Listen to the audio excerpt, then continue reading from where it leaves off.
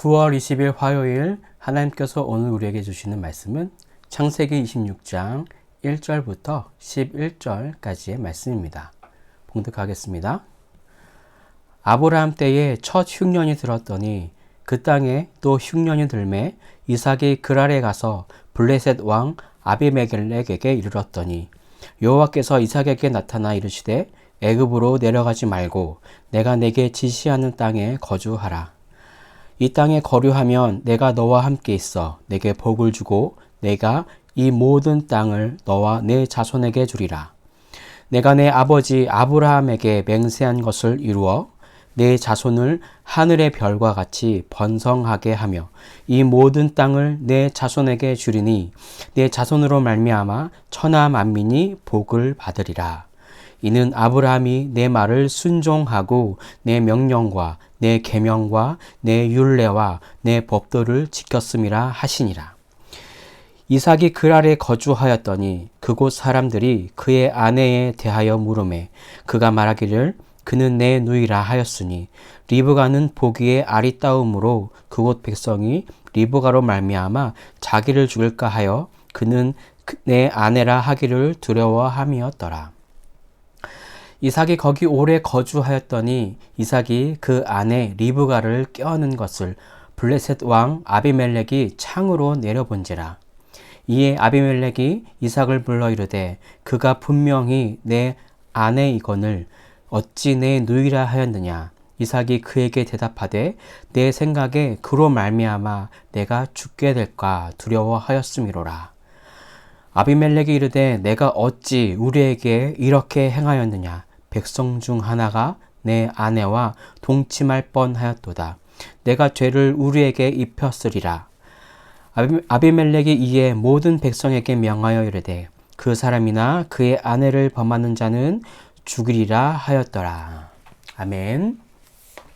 자, 오늘 본문은 자신의 아버지 아브라함이 경험했던 흉년을 언급하면서 이제 이삭도 이런 흉년을 겪고 있었음을 말하고 시작하고 있습니다. 아브라함이 되기 전에 아브라함은 흉년으로 애굽으로 내려갔습니다.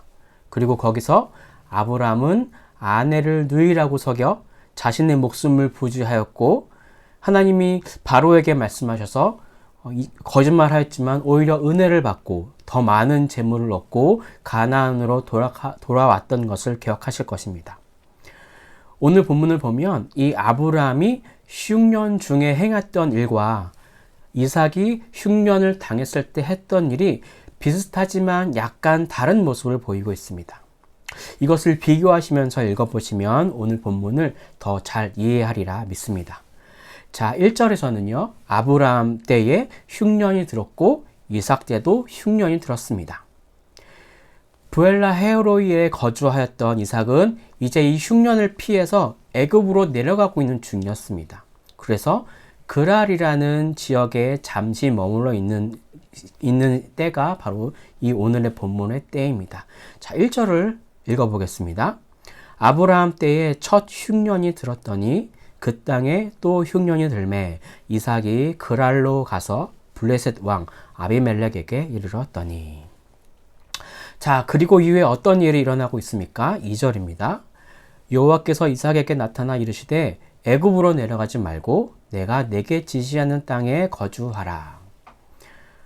이 하나님이 이삭에게 나타나셔서 애굽으로 내려가는 것을 멈추고 내가 지시하는 땅에 거주하라 라고 말씀하고 계십니다.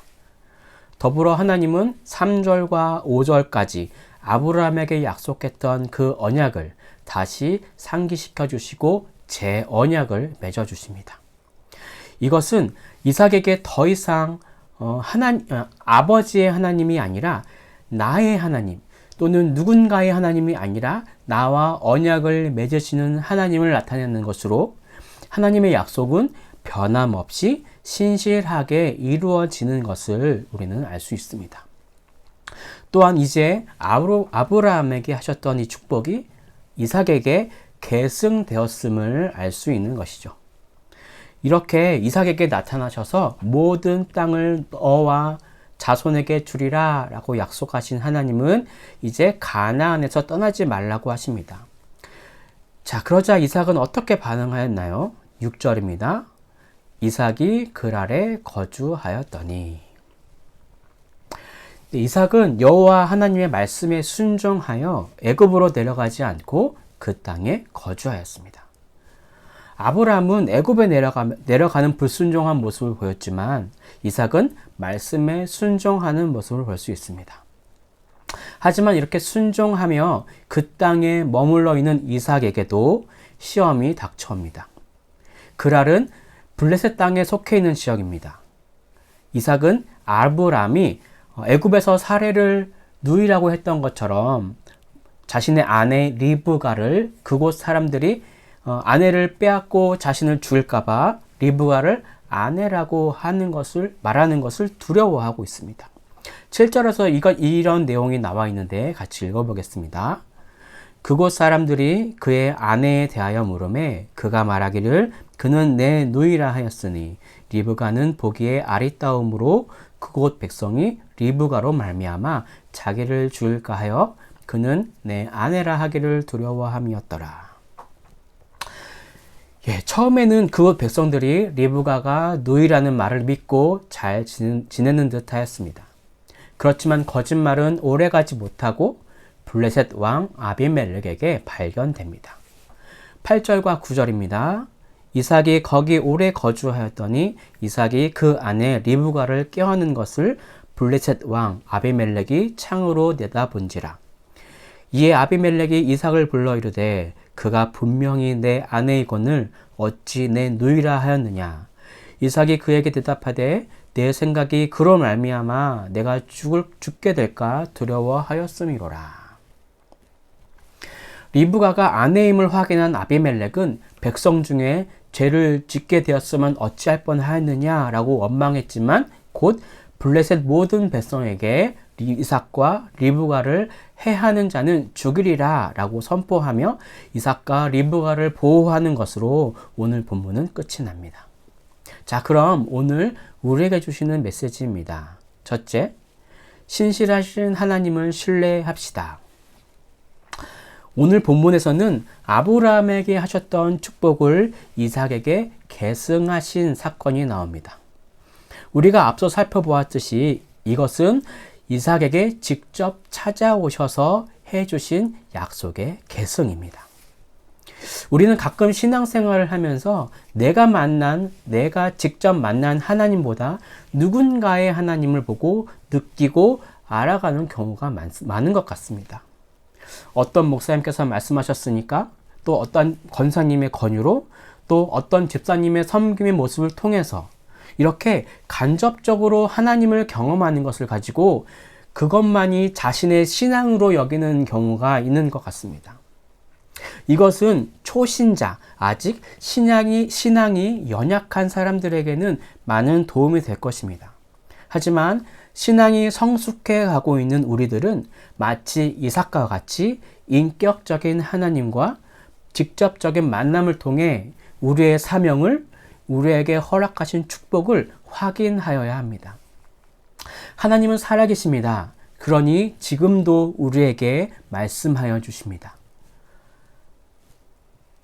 하나님은 우리에게, 또 여러분들에게 각자에게 사명과 복을 주셨습니다. 그렇다면 사명과 복은 어디서 어떻게 확인할 수 있을까요? 그것은 바로 예배 안에서, 말씀 안에서, 깊은 기도 가운데에 확인할 수 있습니다. 아브라함에게 하셨던 축복을 그대로 이삭에게 물려주신 하나님을 보십시오. 처음에 주셨던 그 약속이 그대로 이어지고 있습니다. 하나님은 이렇게 신실하십니다. 처음과 끝이 항상 동일하신 분이십니다. 이제 예수님을 믿는 믿음으로 누군가의 하나님이 아닌 나의 하나님을 고백하며 그분이 주신 사명에 따라 살아가는 행복을 전하는 교회의 성도님 되시길 간절히 바랍니다. 자, 오늘 본문에서 주시는 두 번째 메시지입니다.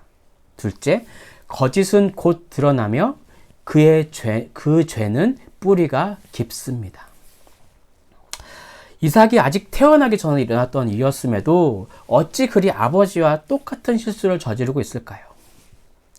여호와 하나님을 의지하지 못해서 애굽으로 갔고 거기서 자신의 아내를 누이라고 속여서 자신의 목숨을 부지하려고 했던 아브라함의 모습이 이삭에게도 그대로 이어집니다.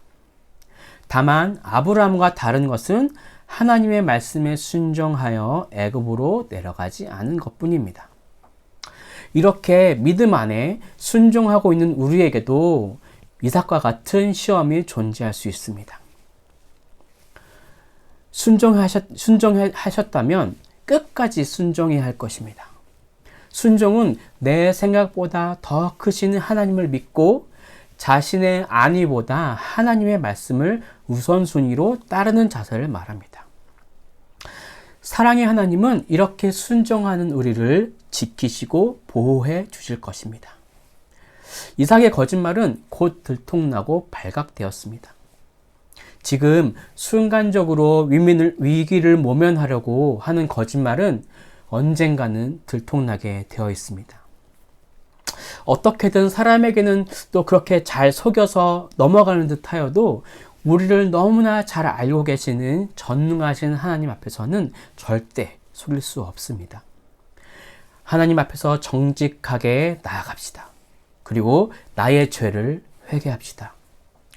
이러한 순종을 통해 하나님은 이삭에게 보여주신 것과 같은 놀라운 복을 우리에게 보여주실 것입니다. 아브라함의 죄가 이삭에게까지 내려온 것처럼 우리는 우리의 죄를 쉽게 볼 대상이 아닙니다. 내가 저질렀던 죄가 오늘 나에게 끝날 수 있기를, 내가 지었던 오늘의 죄가 나로 인해서 끝날 수 있기를 간절히 기도하는 기도의 시간이 되시길 바랍니다. 그러므로 하나님의 보호하심 아래 계시는 여러분이 되시길 간절히 바랍니다. 기도하겠습니다. 신실하신 하나님을 신뢰합니다. 그리고 우리에게 주신 그 믿음을 가지고 또 예수를 믿는 믿음을 가지고 오늘 하루 이 시간에 나아갑니다. 하나님, 기도하기는 우리가 항상 짓는 죄를 짓는 즉시 그 죄를 아는 즉시 회개하는 그런 시간들, 그런 마음들 허락하여 주십시오. 상황 때문에 또는 우리가 분주하여서 그 일을 넘어가지 않도록 인도해 주시고 항상 주님 앞에 나아가서 우리의 죄를 회개하는 가운데에 우리의 이 죄가 우리 안에서 끝날 수 있기를, 또 이 죄를 회개함을 통해서 주시는 그 하나님의 주신 놀라운 사명과 복을 누리며 확인하며 나아가는 우리들의 삶이 될 수 있도록 하나님 인도해 주십시오. 그렇게 우리가 매일매일 말씀으로 또 기도로 깨어지는 그런 우리들의 삶이, 우리의 신앙생활이 되기를 또 소망합니다. 삶 속에서 우리의 모든 상황 속에서 오직 하나님을 의지하여 나아가는 오늘 하루가 되기를 간절히 바랍니다. 그렇게 인도하실 주를 믿으며 이 모든 말씀을 살아계신 예수 그리스도의 이름으로 기도드립니다. 아멘.